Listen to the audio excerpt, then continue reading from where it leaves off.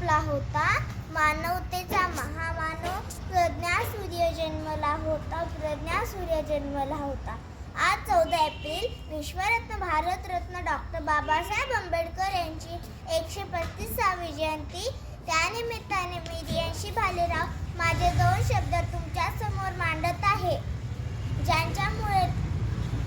ज्याप्रमाणे सूर्याचे तेज, सागराची खोली, आकाशाची उंची शब्दात मांडता येत नाही, अगदी तसेच बाबासाहेबांची महती शब्दात सांगणे केवळ अशक्य आहे. 14 एप्रिल 1891 या दिवशी मध्य प्रदेशातील महू या गावी भीमराव जन्माला आले.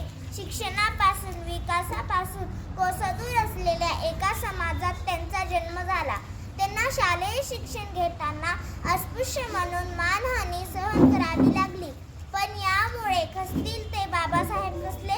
या संघर्षातून त्यांनी अस्पृश्य आणि दीनदलितांचा उद्धार करणे हेच जीवनाचे ध्येय ठरविले.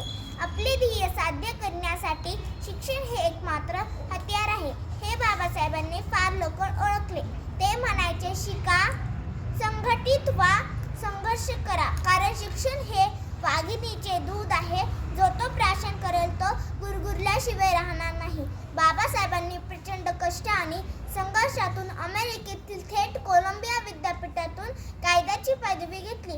आपल्या देशातील शोषित माणसाच्या समूहाला एकत्रित करण्यासाठी त्यांनी शिक्षणाचा वापर केला. मोजावी किती उंची तुमच्या कर्तृत्वाची, बाबासाहेब तुम्ही शिकवले व्याख्या जगाला माणसातल्या माणुसकीची.